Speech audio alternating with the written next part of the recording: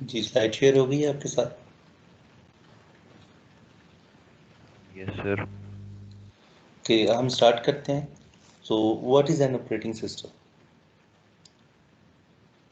The course title is operating systems. So let's start.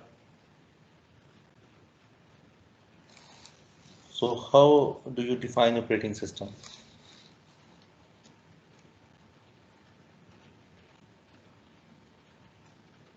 क्या समझ आता है ऑपरेटिंग सिस्टम से जब हम आप सब लोग यूज कर रहे हैं उसे, लेकिन आप उसको किस तरह डिफाइन करते हैं?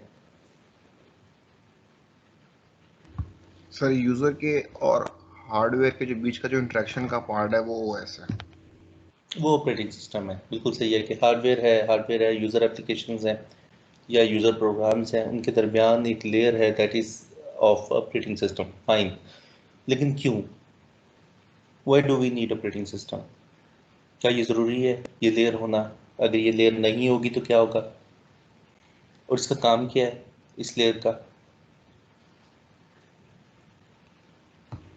जी सर, ये लेयर ज़रूरी है, उसके अलावा हम लोग किसी भी थर्ड प्रोडक्ट के साथ इंटरेक्शन नहीं कर सकते। तो क्या हमारा यूज़र प्रोग्राम जो है वो डायरेक्टली हार्डवेयर के साथ इंटरेक्ट नहीं कर सकता? और क्यों नहीं कर कर सकता? अगर सकते नहीं हैं। कर सकता तो और क्यों नहीं कर सकता?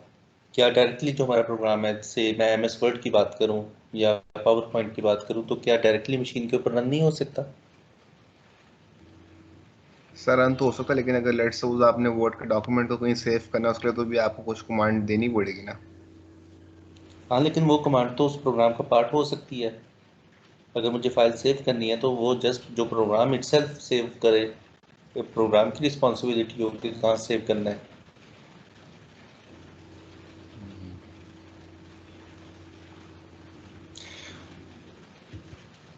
तो फिर हमें ऑपरेटिंग सिस्टम की क्या ज़रूरत है? बिल्कुल ठीक जवाब दिया आपने, बिल्कुल सही बताया कि एक इंटरमीडिएट लेयर है। ये इंटरफेस प्रोवाइड करती है हार्डवेयर और यूज़र प्रोग्राम्स के दरमियान। इट्स फाइन, बिल्कुल ठीक बताया आपने। और आपने रीज़न भी सही बताई कि अगर हमने फाइल कहीं सेव करनी है तो वो इंफॉर्मेशन शायद हमारे प्रोग्राम के पास ना हो। प्रोग्राम को डिवाइसेस के बारे में, हार्डवेयर के बारे में ना पता हो, तो वो रिक्वेस्ट करते हैं ऑपरेटिंग सिस्टम को, एक ऐसी वही तो जो इंटरमीडिएट लेयर है उसको रिक्वेस्ट करते हैं कि मेरी इस फाइल को सेव कर दो। फाइन, बाकी लोग क्या कहते हैं?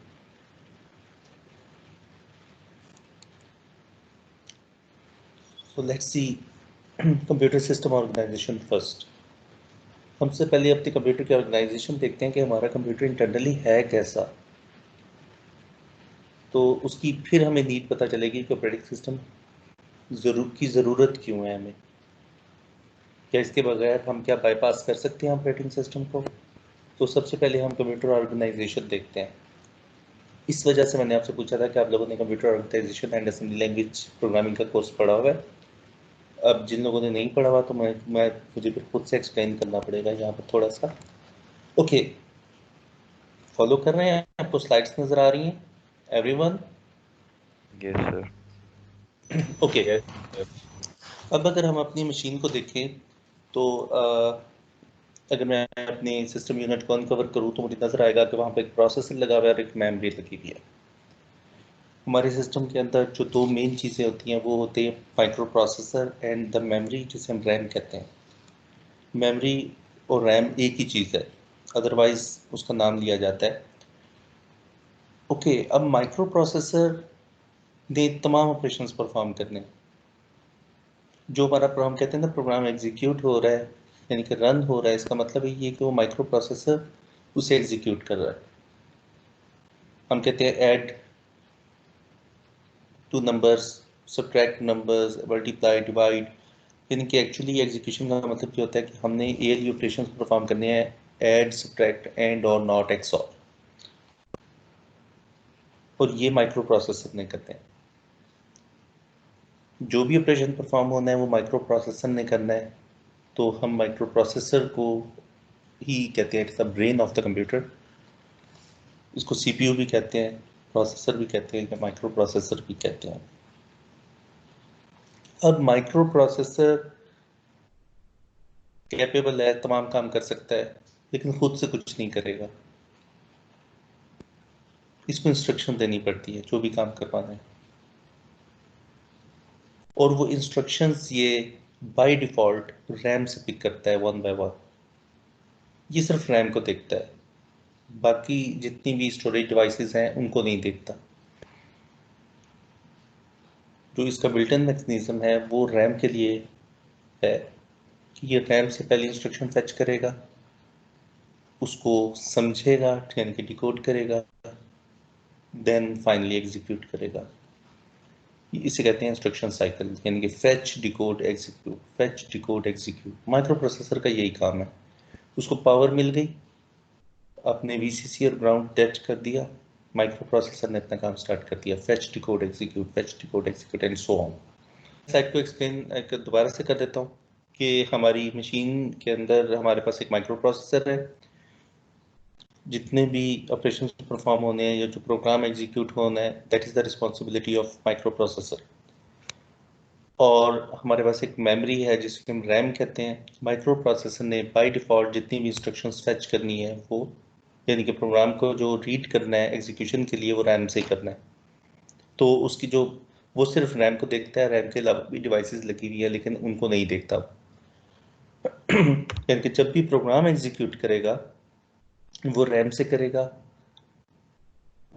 डेटा मूव कर सकता है डिवाइसेस के दरमियान, बहुत सारे काम कर सकता है, लेकिन जब भी प्रोग्राम को एग्जीक्यूट करेगा वो हमेशा रैम से करेगा। वो बना ही ऐसे। तो रैम को रीड करना, रैम को एक्सेस करना बहुत आसान है। जस्ट आपके पास हर लोकेशन का एक यूनिक एड्रेस होता है, आपके पास एड्रेस होना चाहिए, वो एड्रेस उसको दें और वो लोकेशन एक्सेस कर लें। तो रैम को हम कह सकते हैं it is an array of bytes. अब माइक्रो प्रोसेसर रैम के साथ कनेक्टेड है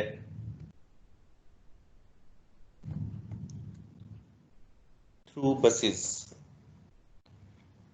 जो लोग असेंबली लैंग्वेज का कोर्स पढ़ के आए हैं वो फेमिलियर होंगे इस डायग्राम से। माइक्रो प्रोसेसर रैम के साथ कनेक्टेड है through three kind of buses. बस किसे कहते हैं?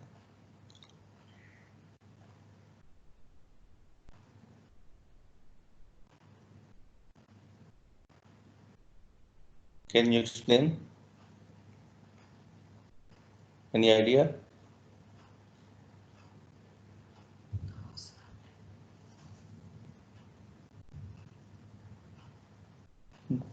डिजिटल डोमेन के अंदर जो वायर होती है उसको बस का नाम दिया जाता है, जिसके ऊपर डाटा जीरो और वंस की फॉर्म में ट्रैवल करता है। अगर एक वायर है तो हम कह सकते हैं single bit wire, single bit bus, one bit bus.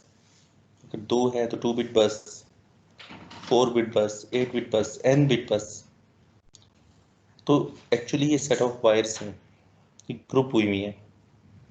अगर 8 बिट बस है तो इसका मतलब है कि एक वक्त में 8 बिट का डाटा, 8 बिट का नंबर ट्रांसमिट हो सकता है। तो ग्रुप किया हुआ है, 3 ग्रुप्स हैं, एड्रेस बस, डाटा बस एंड कंट्रोल बस। अब माइक्रो प्रोसेसर और रैम इन 3 बसेस के थ्रू आपस में कनेक्टेड है। फॉलो कर रहे हैं आप लोग? Yes sir. Yes sir. Okay. अब एड्रेस बस से माइक्रो प्रोसेसर डिवाइसेस को एड्रेस करता है।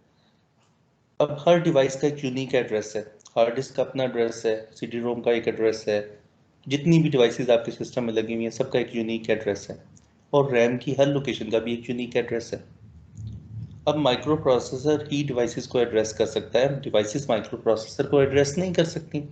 अब माइक्रो प्रोसेसर ने जिसके साथ कम्युनिकेट करना है उसका एड्रेस जनरेट करेगा, और वो ही डिवाइस रिस्पॉन्ड करेगी जिसका एड्रेस होगा, और वो एड्रेस तमाम डिवाइसेस तक चला जाएगा, लेकिन रिस्पॉन्ड सिर्फ वही डिवाइस करेगी जिसका वो एड्रेस होगा, और तमाम डिवाइसेस को उनके एड्रेसेस पता है पहले से।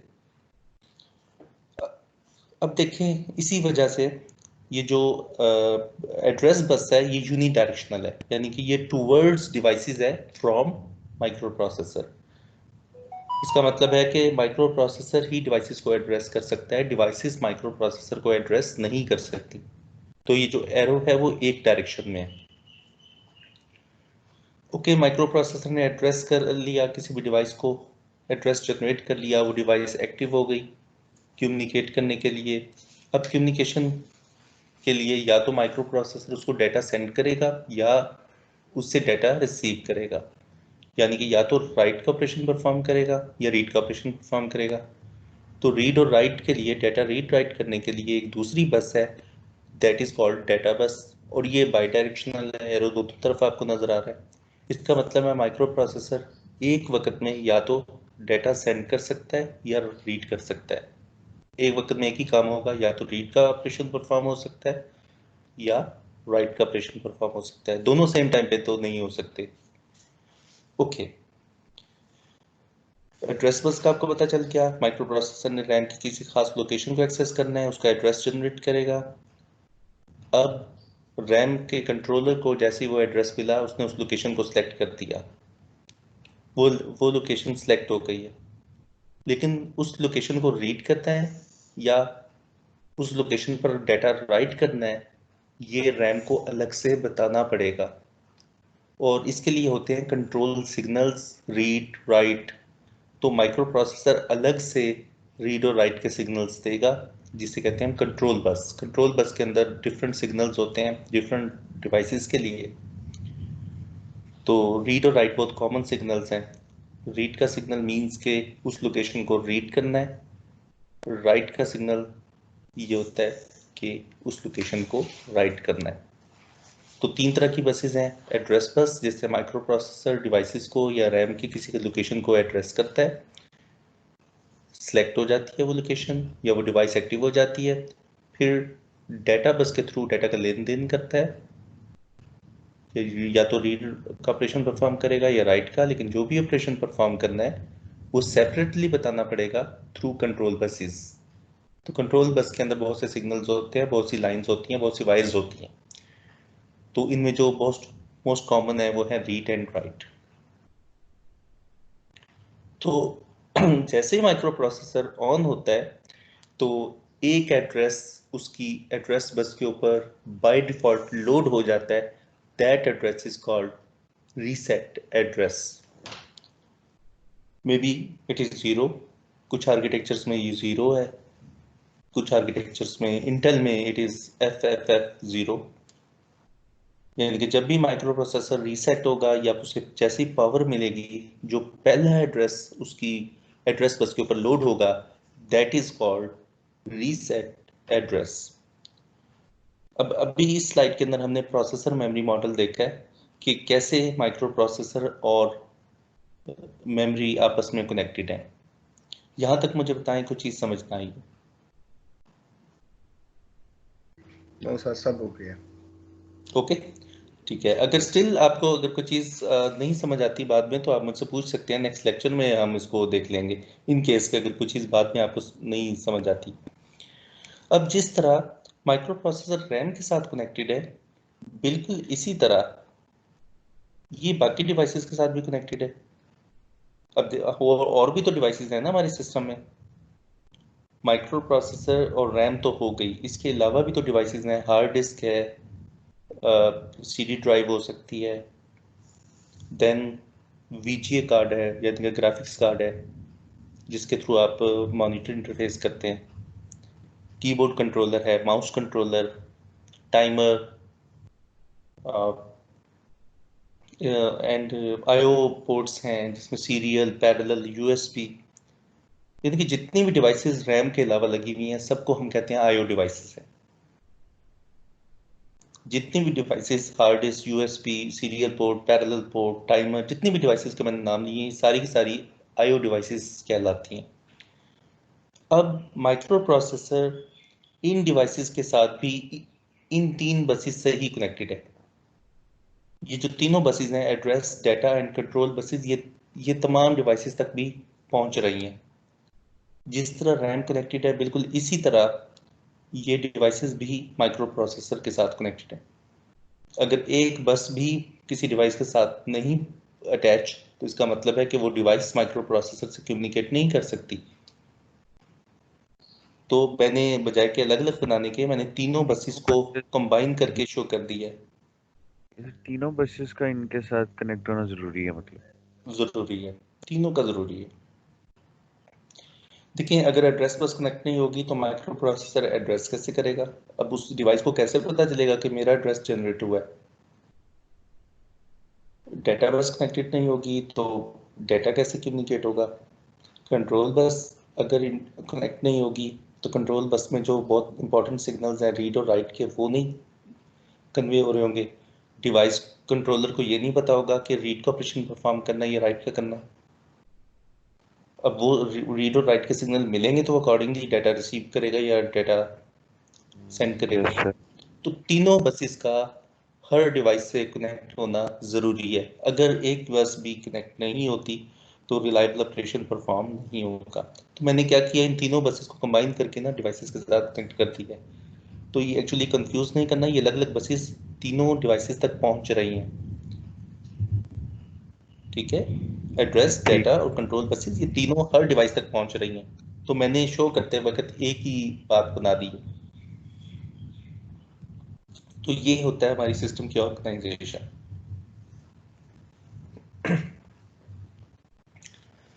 ओके, अब क्वेश्चन ये है कि हमने कहा कि माइक्रो प्रोसेसर एड्रेस जनरेट करता है, रैम का भी, डिवाइस का भी। तो माइक्रो प्रोसेसर को कैसे पता चलता है कौन सा एड्रेस जनरेट करना है? तो एक्चुअली, बल्कि ये तो आप बताएं पहले कि माइक्रो प्रोसेसर को कैसे पता चलता है कि कौन सा एड्रेस जनरेट करना है? ये तो सर उस टाइम उसकी सिचुएशन पे डिपेंड करेगा कि हमने एक्चुअली में करना है कि अगली डिवाइस के साथ।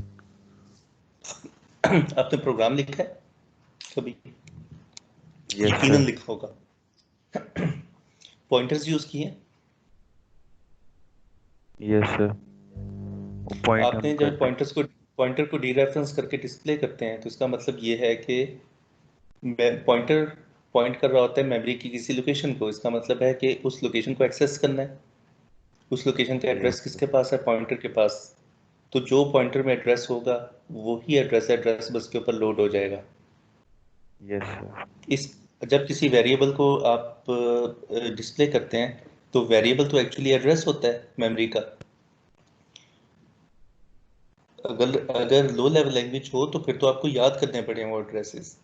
लेकिन हाई लेवल लैंग्वेज के अंदर आपके पास ये एक एज है, एक फैसिलिटी है कि आप जस्ट वेरिएबल के नाम रख लें और उनको नेम से रेफर करें। लेकिन एक्चुअली तो पीछे तो एड्रेसिंग हो रही होती है। पीछे तो एक्चुअली वेरिएबल के पीछे तो एड्रेस होता है।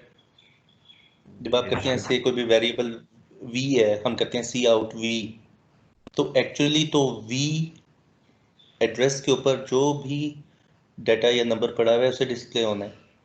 तो एड्रेस बस के ऊपर वी वेरिएबल का एड्रेस लोड हो जाएगा। तो इसका मतलब ये हुआ कि माइक्रो प्रोसेसर खुद से एड्रेस जनरेट नहीं करता, प्रोग्रामर उसे देता है। माइक्रो प्रोसेसर कैपेबल है, सब कर सकता है, लेकिन खुद से कुछ नहीं कर सकता। उससे जो भी काम करवाना है वो इंस्ट्रक्शंस देके करवाना है, और सेट ऑफ इंस्ट्रक्शंस को हम प्रोग्राम कहते हैं। तो जो हम प्रोग्राम लिख रहे होते हैं वो माइक्रो प्रोसेसर से काम करवाने के लिए लिख रहे होते हैं। तो ये जिन एड्रेसेस की मैं बात कर रहा हूँ कि अब एड्रेस लोड हो जाएगा, एक्चुअली ये एड्रेस प्रोग्रामर ने ही जनरेट करवाए हैं। तो असेंबली लैंग्वेज जिन लोगों ने पढ़ी हुई है वो ये काम कर चुके हैं, वो एड्रेसेस जनरेट करवा चुके हैं। वो प्ले करते हैं ज़रा डिटेल में एड्रेसेस के साथ। खैर, अभी नहीं तो बाद में वो आपने पढ़ना तो है।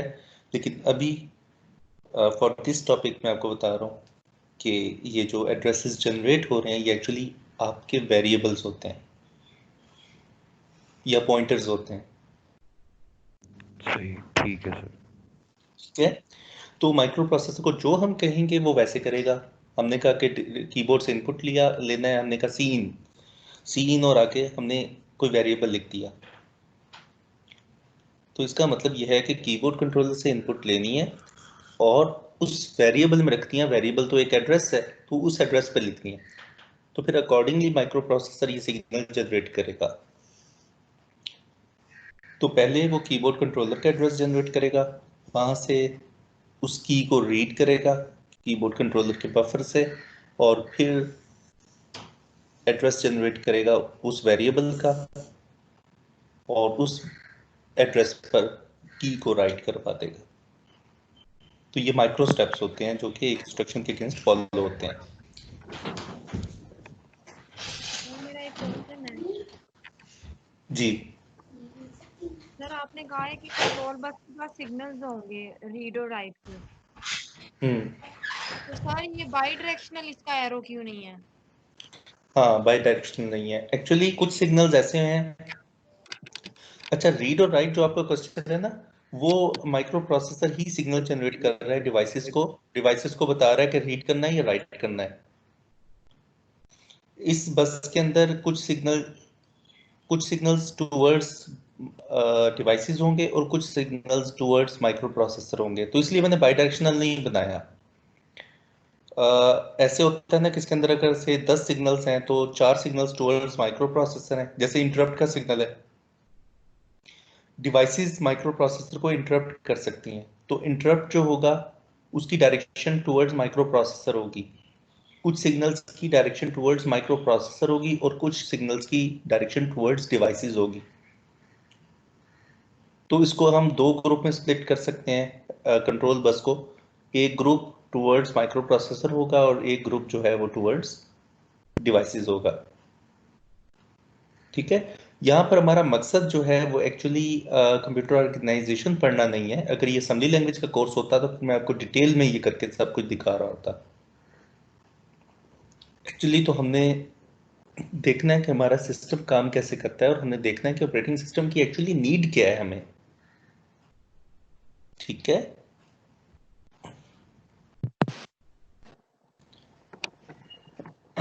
तो कंट्रोल बस में बहुत सारे सिग्नल्स हैं। कुछ सिग्नल्स की डायरेक्शन प्रोसेसर की तरफ है और कुछ की डिवाइसेस की तरफ है। प्रोसेसर की तरफ कम ही है लेकिन ज़्यादातर सारी डिवाइसेस की तरफ है। तो बहुत कॉमन जो सिग्नल मैंने डिस्कस करने थे वो थे रीड और राइट के।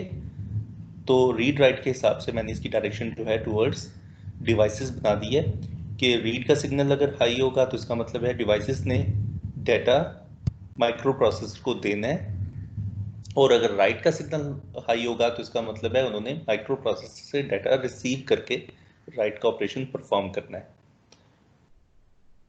ये जो रीड और राइट के नेम है ये माइक्रो प्रोसेसर की रिस्पेक्ट से हैं कि माइक्रो प्रोसेसर अगर डिवाइस को रीड करना चाहता है तो वो रीड का सिग्नल जनरेट करेगा। अगर वो माइक्रो प्रोसेसर डिवाइसेस को डाटा देना चाहता है यानी कि राइट करवाना चाहता है उनसे, तो राइट का सिग्नल जनरेट करेगा, जिससे उन डिवाइसेस को पता चल जाएगा कि कौन सा ऑपरेशन परफॉर्म करना है।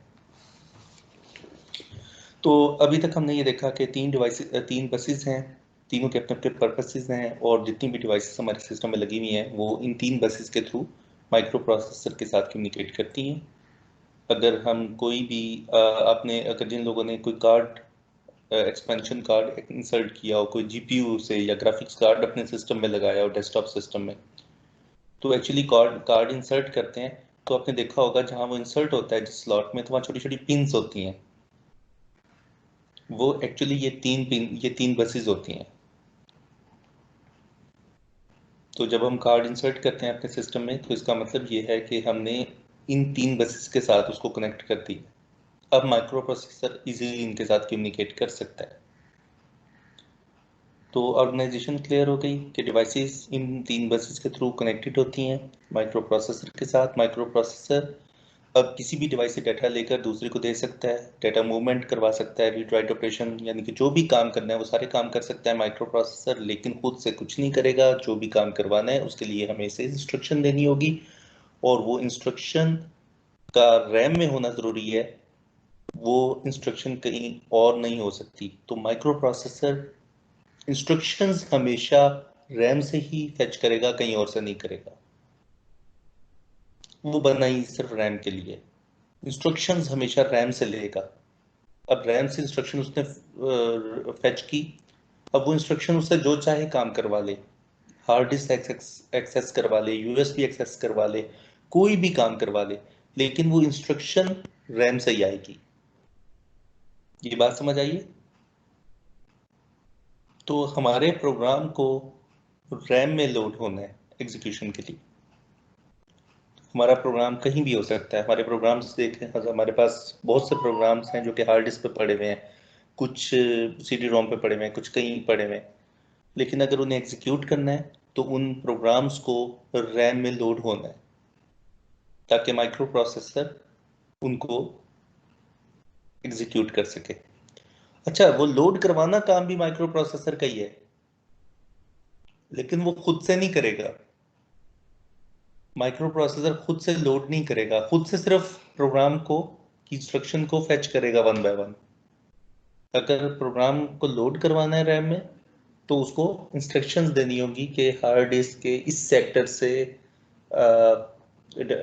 इस सेक्टर को रीड करो और रैम की इस लोकेशन पे लोड कर दो। इसकी प्रॉपर इंस्ट्रक्शन देनी पड़ेगी डाटा मूवमेंट की।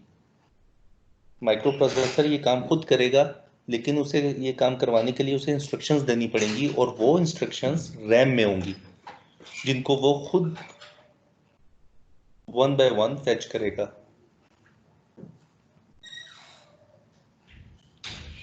यहां तक मुझे बताएं कोई चीज समझ ना आई हो।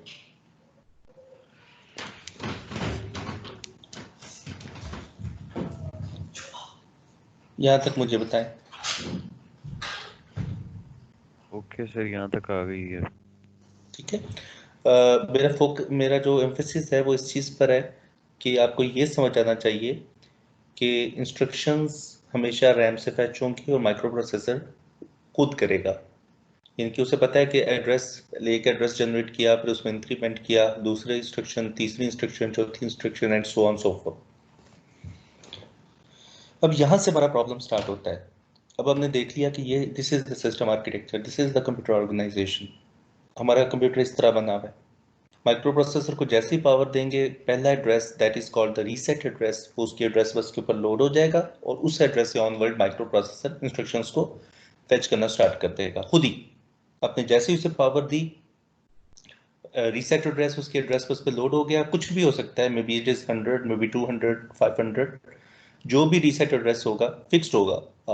फैमिली के लिए फिक्स्ड होता है, इंटेल का अपना है, मोटरोला का डिफरेंट है, पावर पीसी का डिफरेंट है, तो हर फैमिली का अपना होता है।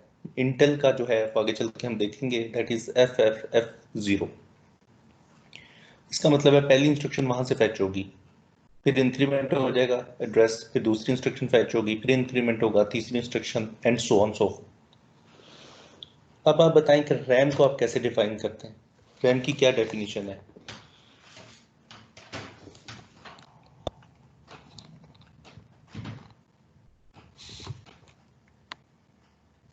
What is RAM?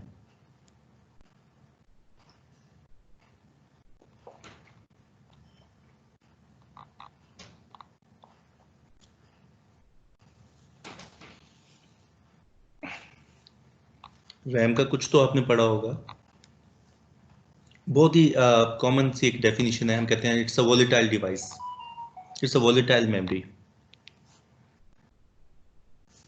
Is it so? Yes sir. तो क्या मतलब है इसका?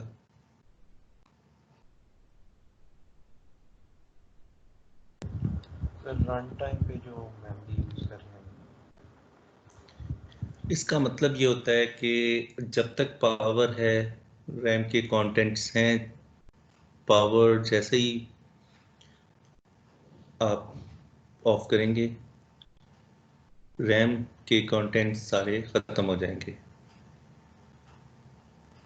रैम अपना डाटा सिर्फ उस वक्त तक रिटेन रखती है जब तक उसे पावर मिल रही है। जैसे ही उसकी पावर आप बंद करते हैं, रैम का डाटा खत्म हो जाएगा, सारा डिस्ट्रॉय हो जाएगा।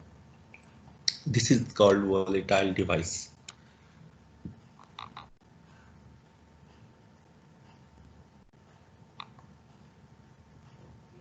अब इसका मतलब है कि जब मैं पावर ऑन करूंगा सिस्टम को, तो रैम में तो कुछ नहीं होगा पड़ा हुआ, क्योंकि it is by definition is a volatile device.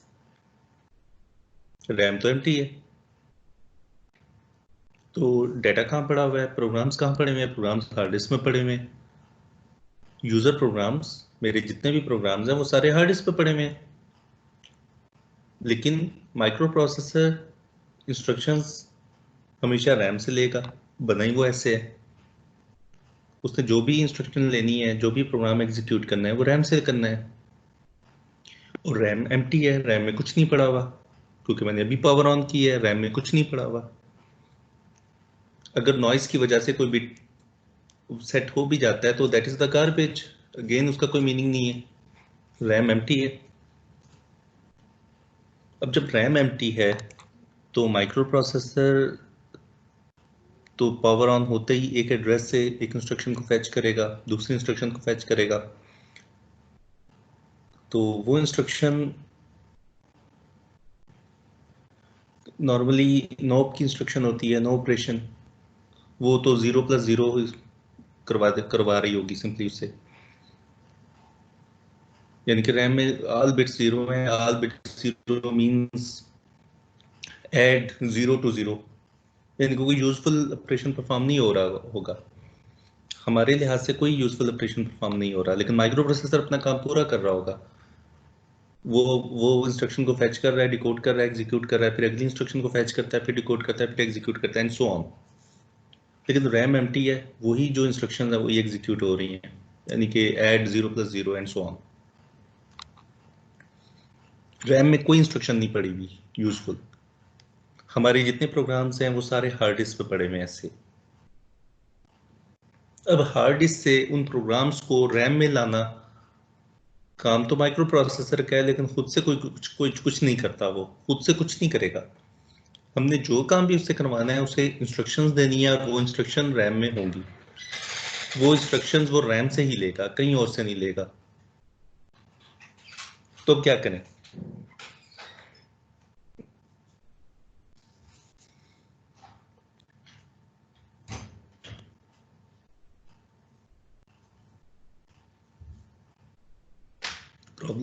Problem समझ आया है कि रैम एम्प्टी है, रैम में कुछ नहीं पड़ा हुआ। क्यों नहीं पड़ा हुआ? क्योंकि रैम जैसे ही उसकी पावर लॉस होती है, पावर ऑफ होती है, रैम के कंटेंट सारे खत्म हो जाते हैं, डिस्ट्रॉय हो जाते हैं। रैम को अभी हमने पावर दी है, रैम के बिल्कुल एम्प्टी है, इसके अंदर कुछ नहीं पड़ा हुआ। हमारे जितने प्रोग्राम्स हैं वो सारे मैच स्टोरेज डिवाइस पे पड़े हुए हैं, that is the hard disk. Hard disk से रैम में लाने हैं हमने। माइक्रो प्रोसेसर ही लाएगा, सारे काम माइक्रो प्रोसेसर करता है, लेकिन खुद से कुछ नहीं करता, उसे इंस्ट्रक्शंस चाहिए और इंस्ट्रक्शंस वो खुद फेच करता है फ्रॉम रैम।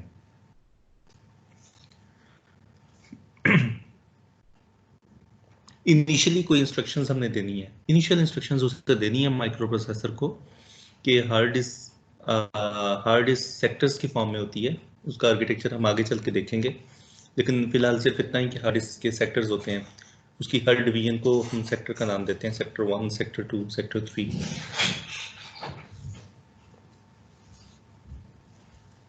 जिस तरह रैम बाइट एड्रेसेबल होती है, इस तरह जो हार्ड डिस्क होती है वो उसमें हर डिवीजन को हम सेक्टर का नाम देते हैं। तो हमारे जितने भी प्रोग्राम्स हैं वो सारे हार्ड डिस्क पर पड़े हुए हैं, और हार्ड डिस्क का जो मैकेनिज्म है वो काफ़ी कॉम्प्लेक्स है। माइक्रो प्रोसेसर नहीं जानता कि वहाँ से कैसे रीड करना है जब तक उसे इंस्ट्रक्शन ना दी जाए। उसे बताया ना चाहे कि इस सेक्टर का एड्रेस जनरेट करो और इस सेक्टर को रीड करके रैम में लेकर आओ।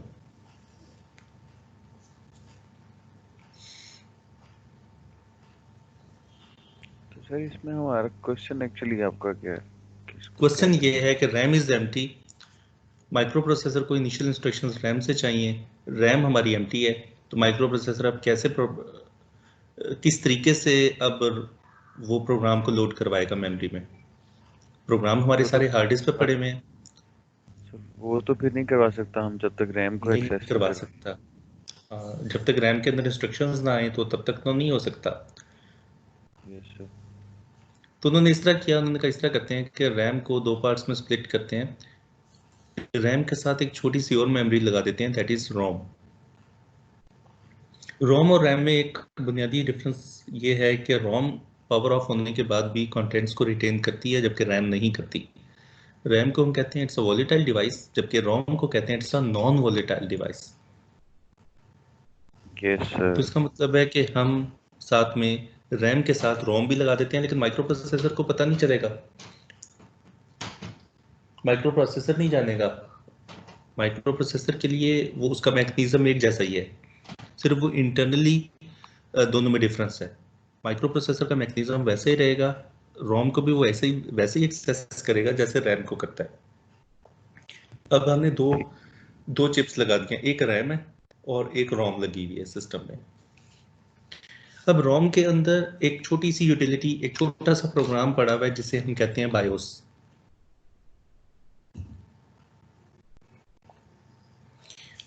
अब रोम उस एड्रेस पे लगेगी जो हमारा रीसेट एड्रेस होता है। आर्किटेक्चर टू आर्किटेक्चर वेरी करता है। इंटेल आर्किटेक्चर्स कहता है ये आखिर से 15वां एड्रेस होता है, यानी कि लास्ट में एड्रेसेस होते हैं एफ एफ एफ एफ, यानी कि 4 एफ के बाद 0 होता है हेक्साडेसिमल में। इन शॉर्ट, जो भी आपका रीसेट एड्रेस होगा माइक्रो प्रोसेसर का, उस एड्रेस पर रोम लगेगी। रैम भी लग सकती है, लेकिन रैम तो एम्प्टी होगी, फायदा कोई नहीं है। तो जो भी पहला एड्रेस जनरेट होगा जिसे हम रीसेट एड्रेस कहते हैं, उस एड्रेस पर रोम लगाई जाती है ताकि उस एड्रेस से कोई प्रोग्राम, कोई इंस्ट्रक्शन फैच हो।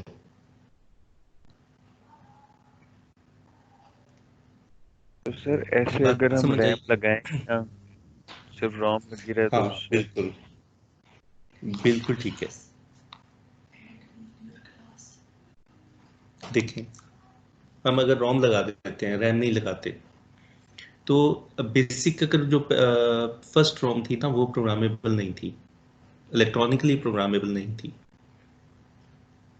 अगर हमने आगे चल के प्रोग्राम्स को लोड करना है रैम में, मेमोरी में, तो रोम में तो लोड नहीं हो सकेंगे जब तक वो इलेक्ट्रॉनिकली फ्रेजेबल, प्रोग्रामेबल नहीं होगी।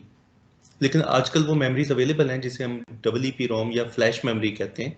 लेकिन प्रॉब्लम यह है कि रैम जो है वो बहुत फास्ट होती है रोम से। Yes sir. हम अगर यहाँ पर फ्लैश मेमोरी लगा दें तो ठीक है, लेकिन प्रॉब्लम यह है कि फ्लैश मेमोरी की स्पीड रैम से बहुत स्लो होती है। रैम वॉलेटाइल होने की वजह से बहुत फास्ट है। यस सर, स्पीड का मेजर ठीक इशू है, है। स्पीड का इशू है। तो इसलिए हमने यहाँ पे रोम लगा दी। अब माइक्रो प्रोसेसर ऑन हुआ, पहला एड्रेस जनरेट हुआ, उस एड्रेस के ऊपर हमने रोम लगाई हुई थी। रोम से पहली इंस्ट्रक्शन फैच हुई, दूसरी इंस्ट्रक्शन फैच हुई, एग्जीक्यूट हुई, यानी कि वो एक पूरा प्रोग्राम जो रोम के अंदर हमने रखा हुआ है वो एग्जीक्यूट होगा। अब वो जो प्रोग्राम है वो क्या इंस्ट्रक्ट करेगा माइक्रो प्रोसेसर को? वो माइक्रो प्रोसेसर को इंस्ट्रक्ट करेगा कुछ करने के लिए। अब यहां से हम देखते हैं, अब यहां से हम आगे चलते हैं। यहां तक कोई प्रॉब्लम? No sir. ओके, अब आपको मैकेनिज्म सारा समझ आ गया। अब हम यहां से देखते हैं, this is called the boot process. अब हमने देखा कि जो पहला एड्रेस बस के ऊपर लोड होता है, इंटेल की बात कर रहा हूँ जस्ट मैं, हर आर्किटेक्चर का डिफरेंट होता है, लेकिन मैं अब इंटेल प्रोसेसर्स की बात कर रहा हूँ, वो प्रोसेसर जो कॉमनली यूज हो रहे हैं। उसका जो एड्रेस होता है दैट इज FFF0। ये एड्रेस जनरेट होता है एड्रेस बस के ऊपर बाय डिफॉल्ट जब भी माइक्रो प्रोसेसर को पावर मिलती है, और इस एड्रेस पर हमने लगाई हुई है रोम। अब रोम में पड़ा हुआ है हमारा एक प्रोग्राम छोटा सा जिसे हम बायोस कहते हैं। वो प्रोग्राम एग्जीक्यूट होता है और वो माइक्रो प्रोसेसर को इंस्ट्रक्ट करता है कि loads the first sector of the bootable device to 7C00। Repeat कर रहा हूँ, वो प्रोग्राम एग्जीक्यूट होता है और वो एक्चुअली करता क्या है, वो माइक्रो प्रोसेसर को इंस्ट्रक्ट करता है कि हार्ड डिस्क का जो पहला सेक्टर है, ओनली फर्स्ट सेक्टर फिक्स्ड है, ये इट इज फिक्स्ड। जो पहला सेक्टर है हमारी बूटेबल डिवाइस का, बूटेबल डिवाइस जिस जहां से बूट होना है, जहां से को फिक्स्ड होती है वो, अगर आपको बूटेबल डिवाइस का नहीं अभी आइडिया, तो हार्ड डिस्क से हम समझ लेते हैं कि हार्ड डिस्क का जो पहला सेक्टर है उसको रीड करो और रैम की लोकेशन 7C00 से ऑनवर्ड प्लेस कर दो। अब वो 7C00 जो एड्रेस है ये इंटेल में फिक्स्ड है, इस एड्रेस को कहते हैं बूट एड्रेस। तो उस यूटिलिटी ने, उस बायोस ने रोम के अंदर जो पड़ी हुई थी, उस प्रोग्राम ने क्या किया, माइक्रो प्रोसेसर को इंस्ट्रक्ट किया कि हार्ड डिस्क के पहले सेक्टर को, ओनली फर्स्ट सेक्टर, पहले सेक्टर को हार्ड डिस्क से रीड करो और रैम की लोकेशन 7C से 7C00 से ऑनवर्ड राइट करवा दो, और जब ये राइट हो जाए तो कंट्रोल ट्रांसफर कर दो उस लोकेशन पे। That's it, this is called the boot process. Sir ये हमेशा हमें 07C00 हाँ, से हमेशा on- हमेशा फिक्स्ड है। इंटेल की बात कर रहा हूँ, इंटेल में ये फिक्स्ड है, this is called a boot address. पहला प्रोग्राम हमेशा 7C00 पे लोड होगा, ये फिक्स्ड है, ये रोम के अंदर हमने लिख दिया। ठीक है सर, दूसरा लिख इंटेल के लिए 7C00 से ऑनवर्ड ही प्लेस होगा। आप चेंज कर सकते हैं लेकिन वो फिर स्टैंडर्ड नहीं रहेगा। जो स्टैंडर्ड एड्रेस है दैट इज 7C00। अब देखें, अब हमने जो पहला सेक्टर है हार्ड डिस्क का, और हर सेक्टर 512 बाइट्स का होता है, तो 512 बाइट्स लोड करना रिस्पॉन्सिबिलिटी रोम की है, बाकी सेक्टर्स लोड करना रिस्पॉन्सिबिलिटी रोम की बिल्कुल नहीं है। तो होगा क्या, जो पहला सेक्टर है हार्ड डिस्क का उसको लोकेट करना और 7C00 से ऑनवर्ड प्लेस करना is the responsibility of ROM और द यूटिलिटी बायोस। और जब वो लोड हो जाएगा तो थर्ड स्टेप पे आपको नजर आ रहा है transfer control to that location, तो उसको कंट्रोल ट्रांसफर कर देना है। अब वहां से उसकी एग्जीक्यूशन स्टार्ट हो जाएगी 7C00 से। अब वो जो भी प्रोग्राम में लिखा होगा, चाहे तो वो हेलो वर्ल्ड डिस्प्ले करवा के चुप हो जाए, या वो मजीद सेक्टर्स को लोड करवाए, पूरी मशीन से जो भी काम लेना है या डाटा ट्रांसफर करना है या जो भी काम करना है वो काम करे, लेकिन लेकिन वो रोम का हेडेक नहीं है। रोम का काम था पहले सेक्टर को लोड करवाना, और इसको कहते हैं हम बूट प्रोसेस। तो पहला सेक्टर लोड करवा दिया रोम ने, और लोड करवाने के बाद उसको कंट्रोल ट्रांसफर कर दिया। अब वो जाने और उसका काम कि वो क्या काम करवाता है, वो हेलो वर्ल्ड डिस्प्ले करवाए या वो कोई यूजफुल टास्क परफॉर्म करवाए, इनपुट ले यूजर से एंड सो ऑन, जो भी काम करना है उसने वो करना। यहां तक मुझे बताएं कोई चीज, कोई स्टेप ऐसा जो समझ ना आया। आ गया सर। लेक्चर रिकॉर्ड हो रहा है, अब इसकी बाद में रिकॉर्डिंग सुन सकते हैं वो लोग जो नहीं किसी वजह से ऐड हो सके अब तक, वो भी इसकी रिकॉर्डिंग सुन सकते हैं। प्लस बुक जो मैं आपके साथ शेयर करूंगा उसके अंदर भी बूट प्रोसेस और ये सिस्टम ऑर्गेनाइजेशन पूरी लिखी हुई है, वहां से भी पढ़ सकते हैं। स्टिल समझ नहीं आता तो नेक्स्ट लेक्चर के स्टार्ट में हम डिस्कस कर लेंगे, कुछ जो इश्यूज हैं वो आपके डिस्कस कर लेंगे। ठीक है सर। अब अब मैं बात करता हूँ, अब मैं आगे चलता हूँ। Okay, need of operating system पे, whatever is in boot sector will be executed। आपने 512 बाइट्स के अंदर जो लिख दिया वो खुद ब खुद एग्जीक्यूट हो जाएगा। कैसे? रोम उसको लोड करवा देगी और माइक्रो प्रोसेसर उसको एग्जीक्यूट कर देगा। तो पहले 512 बाइट्स या जो हार्ड डिस्क का पहला सेक्टर है वो तो लोड करवाना रिस्पॉन्सिबिलिटी है रोम की। इसका मतलब है कि आप पहले सेक्टर के अंदर कुछ भी लिख दें, आपने अपना प्रोग्राम जो भी आप एग्जीक्यूट करवाना चाहते हैं वो आप पहले सेक्टर पे लिख दें हार्ड डिस्क के, और जैसे ही मशीन ऑन करेंगे वो प्रोग्राम वहां से रीड होगा और एग्जीक्यूट हो जाएगा। लेकिन आपकी मशीन के अंदर और भी तो प्रोग्राम्स होंगे, आपने हमेशा एक ही प्रोग्राम तो नहीं चलाना। और दूसरी लिमिटेशन ये है कि क्या हमेशा 512 बाइट्स ही आपके प्रोग्राम के होंगे? क्या आपका प्रोग्राम इससे बड़ा नहीं हो सकता? क्योंकि बूट सेक्टर तो 512 बाइट्स का है, 512 किलो बाइट्स का है, not not kilo bytes, it's bytes, ये गलत लिखा है मैंने, मैं इसको ठीक कर दूंगा स्लाइड में। 512 बाइट्स का है। तो क्या हमारा प्रोग्राम सिर्फ 512 बाइट्स का हो सकता है? इससे बड़ा नहीं हो सकता? हो सकता है बिल्कुल। तो फिर उनको कौन लोड करेगा?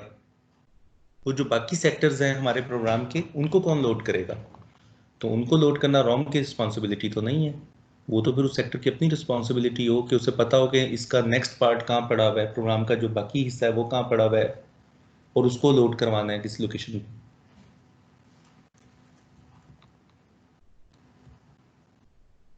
तो अब यहाँ पर मैं कहता हूँ कि there is a need of a utility that let us choose a program which is to be executed.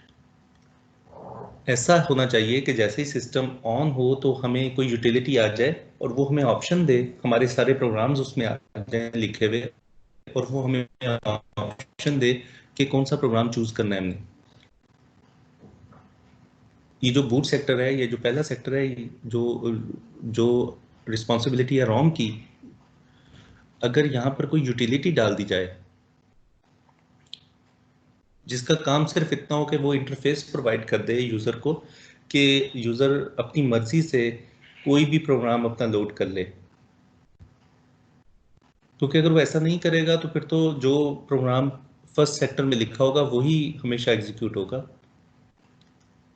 अब से आपने उसमें लिख दिया abc.exe, आपने एक प्रोग्राम डाल दिया उसके अंदर, अब जब भी मशीन ऑन करेंगे वही प्रोग्राम लोड होगा। लेकिन अगर आप नेक्स्ट दूसरा कोई प्रोग्राम चलाना चाहते हैं तो वो तो एग्जीक्यूट नहीं होगा जब तक आप उसको पहले सेक्टर पे नहीं डालते।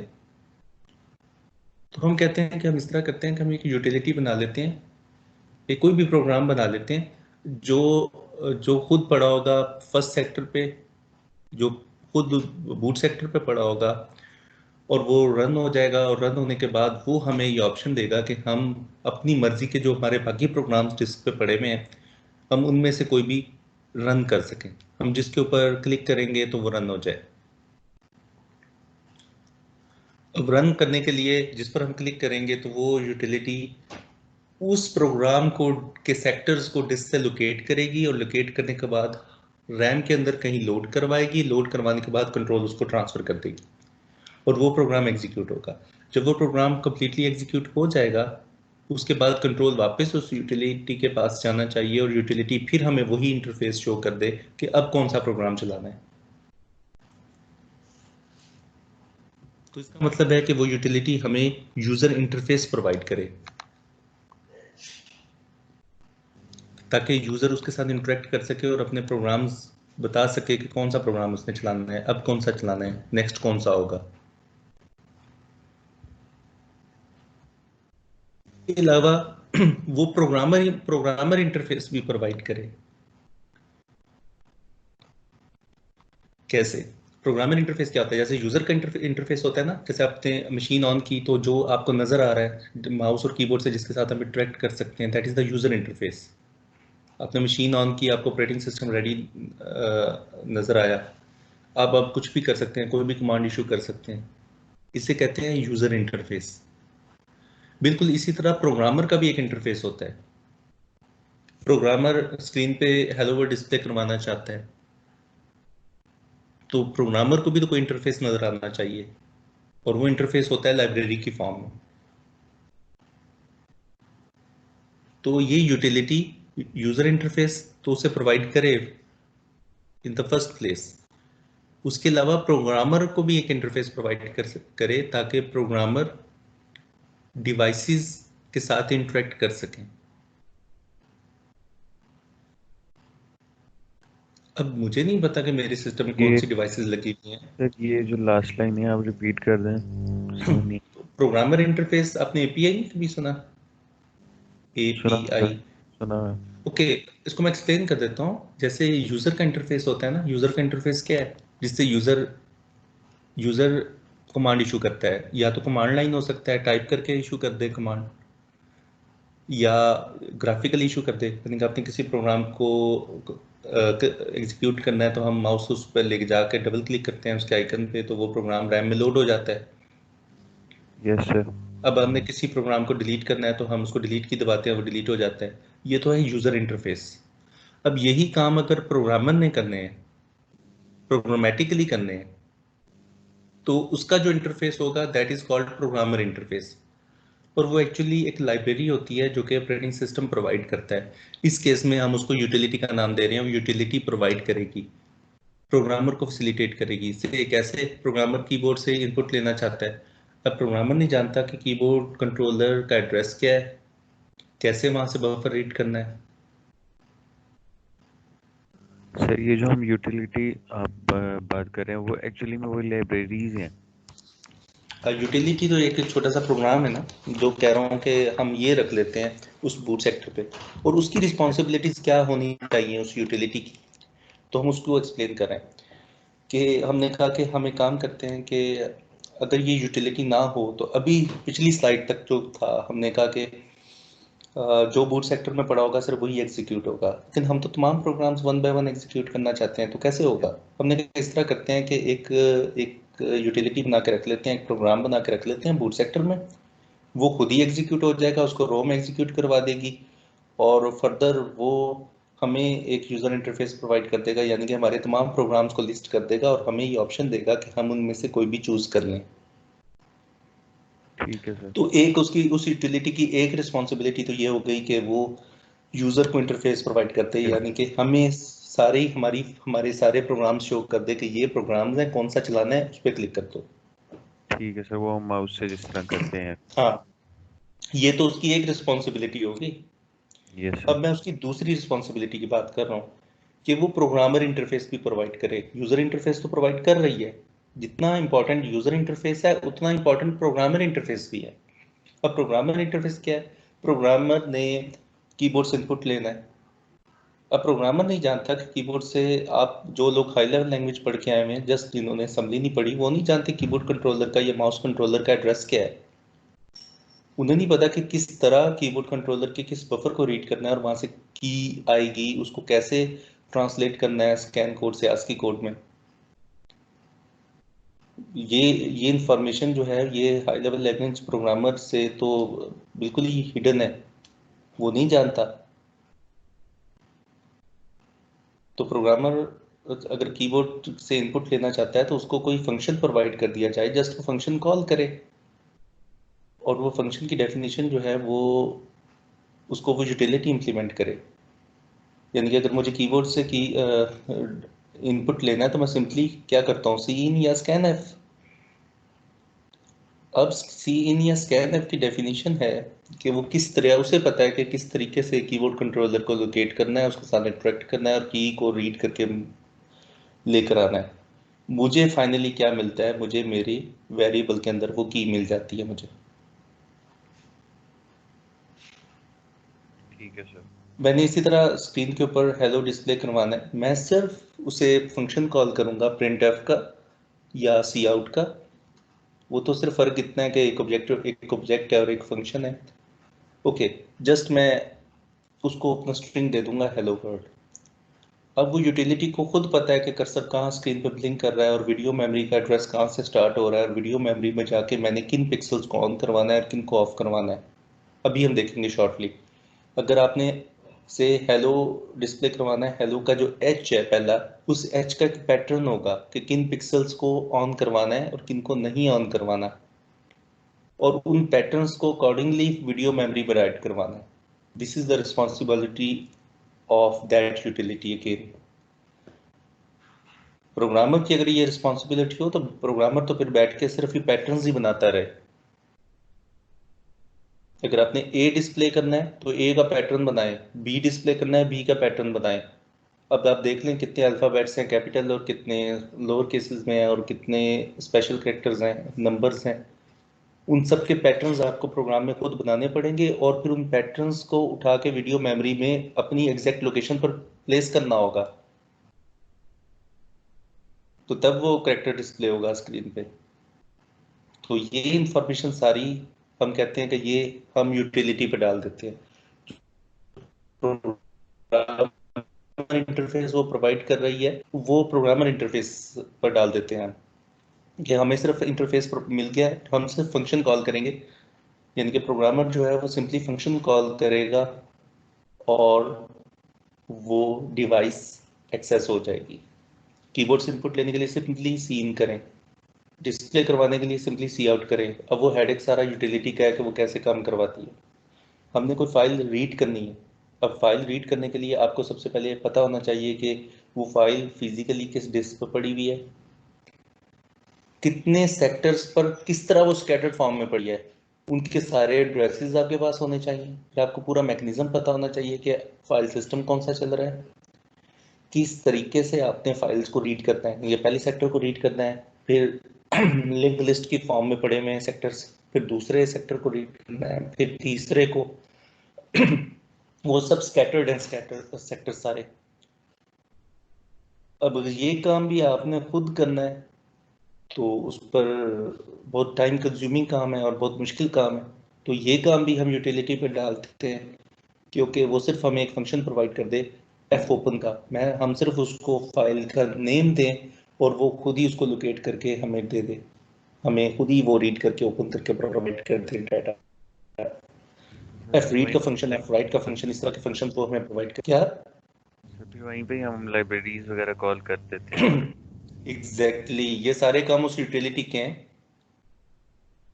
अगर ये काम प्रोग्रामर को करने पड़े तो प्रोग्रामर तो फिर एक प्रोग्राम बहुत मुश्किल से प्रोड्यूस कर पाए, और फिर हर programmer low level language programmer हो, फिर हाई लेवल लैंग्वेज प्रोग्रामर की फिर आपको नजर ही ना आए, फिर उसकी वो कर ही ना सके।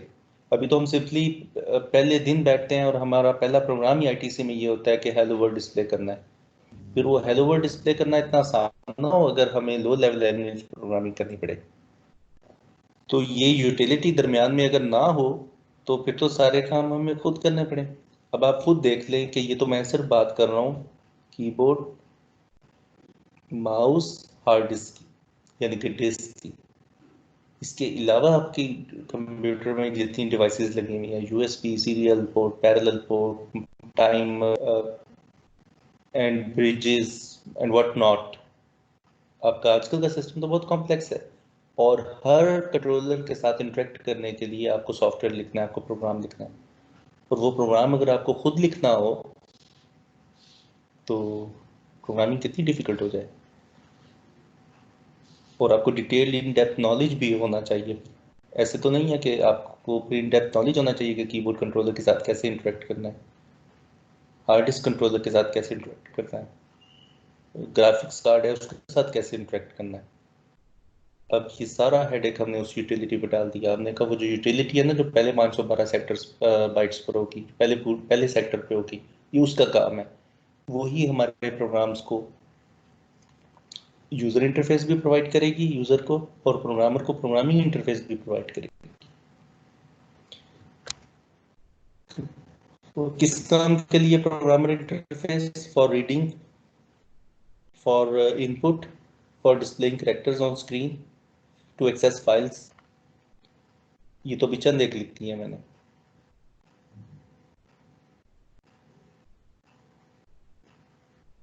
तो वो that utility is actually the operating system. अगर वो यूटिलिटी नहीं होगी तो फिर हमारे प्रोग्राम, सिर्फ एक ही प्रोग्राम लोड होगा, वो ही जो पहले सेक्टर पे होगा, और उसके बाकी सेक्टर्स कहाँ होंगे वो उस प्रोग्राम का हेडेक है कि लोकेट करना। कीबोर्ड से कैसे इनपुट लेनी है, मॉनिटर पे कैसे डिस्प्ले करना है, हार्ड डिस्क को कैसे एक्सेस करना है, इसका सारा कोड उस प्रोग्राम के अंदर होना चाहिए। अदरवाइज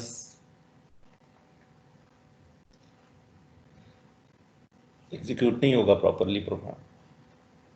यानी कि उस प्रोग्राम को खुद पता होना चाहिए कीबोर्ड से कैसे इनपुट लेनी है, मॉनिटर पे कैसे डिस्प्ले करना है, हार्ड डिस्क को कैसे एक्सेस करना है।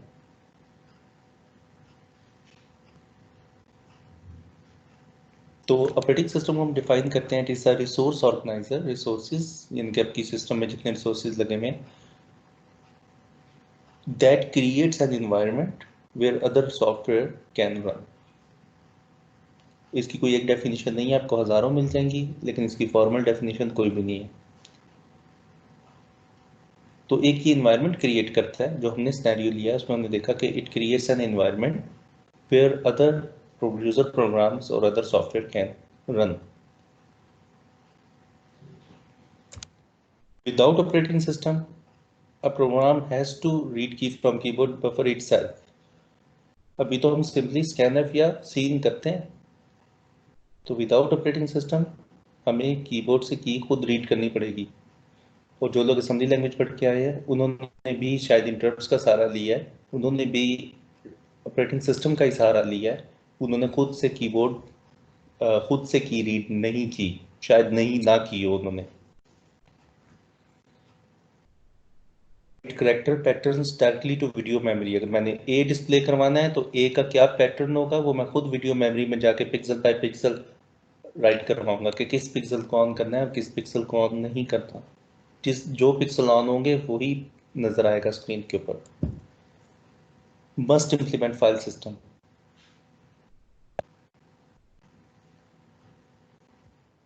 Right driver of every hardware it intend to use. उसने जिस हार्डवेयर के साथ इंटरेक्ट करना है उसका ड्राइवर उसे खुद लिखना पड़ेगा।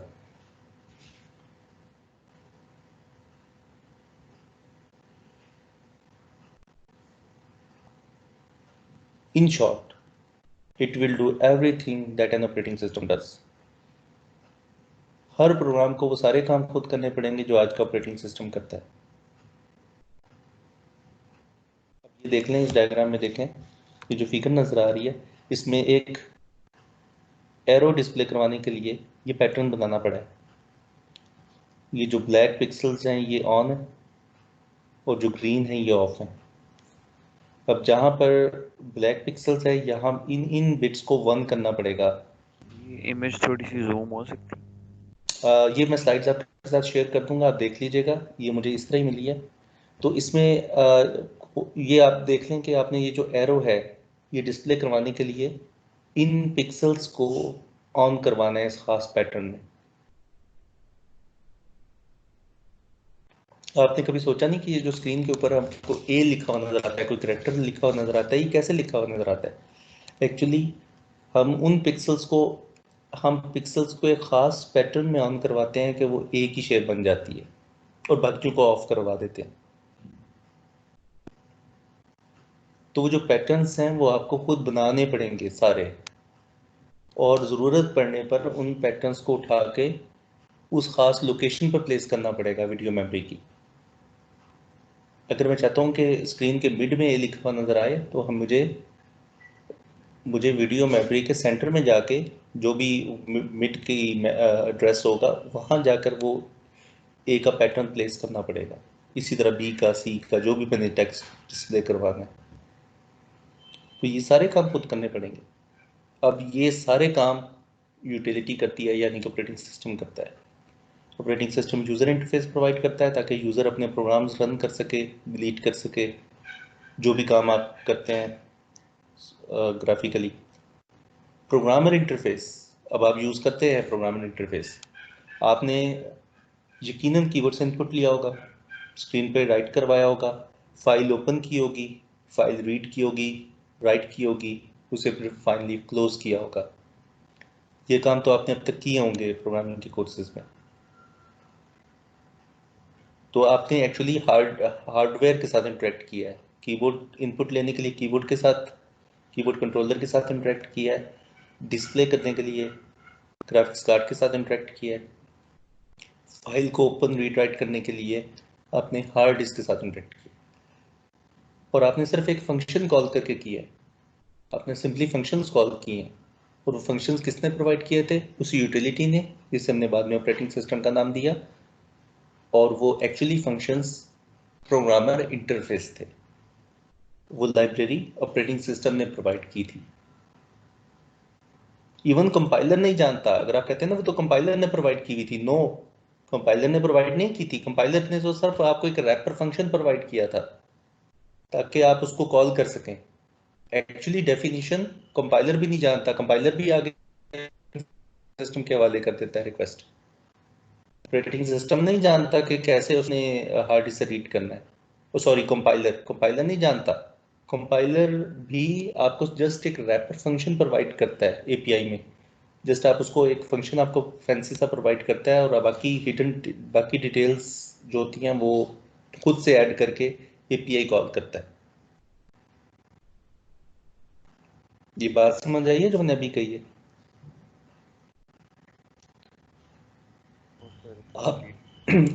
आप सी इन करते हैं या सी आउट करते हैं, ये आपका और कंपाइलर का मामला है। एक्चुअली जब कंपाइलर ये काम करवाता है तो वो एपीआई कॉल करता है बैकएंड पे। आपने तो सिंपली लिख दिया ना, सी आउट इंसर्शन ऑपरेटर, आगे लिख दिया हेलो वर्ल्ड, अब कंपाइलर जब इसको कंपाइल करेगा, ट्रांसलेट करेगा लो लेवल लैंग्वेज में, तो इस पूरे को रिप्लेस कर देगा विद दी एपीए कॉल। जो ऑपरेटिंग सिस्टम ने उसे फंक्शन प्रोवाइड किया होगा वो उससे रिप्लेस कर देगा। एक्चुअली वो आपके स्ट्रिंग को ऑपरेटिंग सिस्टम के हवाले कर देगा कि इसको डिस्प्ले करवा दो। वो सी आउट इंसर्शन ऑपरेटर वो आपका और कंपाइलर का मामला है, वो आपका और कंपाइलर के दरमियान है। एक्चुअली वो कैसे होना है, वो कंपाइलर ऑपरेटिंग सिस्टम के हवाले कर देगा, क्योंकि कंपाइलर नहीं जानता कि कैसे डिस्प्ले करवाना है, क्योंकि ये इन्फॉर्मेशन कंपाइलर के पास नहीं है कि ड्राइवर कौन सा है, आपने किस वेंडर का कार्ड लगाया हुआ है, एनवीडिया का लगाया हुआ है, इंटेल का है, या कोई और थर्ड पार्टी वेंडर है, किस वेंडर का कार्ड है, उसकी क्या कैपेसिटी है, क्या स्पेक्स हैं, वो कंपाइलर नहीं जानता, वो ऑपरेटिंग सिस्टम जानता है। तो आप जो भी उसे काम करने को कहते हैं वो आगे ऑपरेटिंग सिस्टम को रिक्वेस्ट फॉरवर्ड कर देता है कि ये काम करवा के दो। फाइल ओपन करनी है, ओके, फाइल ओपन करवा के तो उसका नाम ये है, and so on so fourth. तो अगर ऑपरेटिंग सिस्टम नहीं होगा तो ये सारे काम आपको खुद करने पड़ेंगे, और ये सारे काम तभी हो सकते हैं अगर आपको लो लेवल प्रोग्रामिंग आती है, अदरवाइज नहीं हो पाएंगे।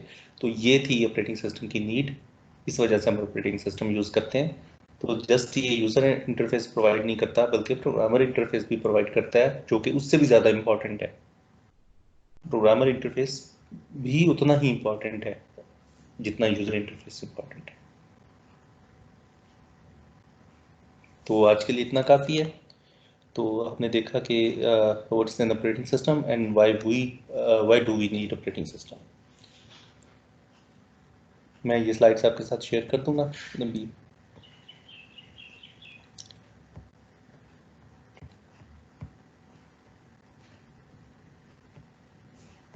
सही, अटेंडेंस वगैरह का क्या होगा? आज तो प्रेजेंट ऑल हो गया, और अच्छा, कि जो नेम्स अभी तक आपके पास वहाँ नहीं आए हुए और यहाँ हम ऐड हो गए हैं, इसका सर क्या करना होगा? पोर्टल पे तो मैंने प्रेजेंट ऑल कर दिया, और जो जो लोग आज अटेंड कर रहे थे उनकी मैंने अभी डाउनलोड कर ली है अटेंडेंस। मेरे पास मैनुअली आ गई है अटेंडेंस कि किसने अटेंड की है क्लास, किसने नहीं। सर आपके पास अटेंडेंस शीट में को कितने बच्चे शो हो रहे हैं? अटेंडेंस शीट में मेरे पास कम हो रहे हैं, लेकिन जितने हो रहे हैं वो सारे एडिट है।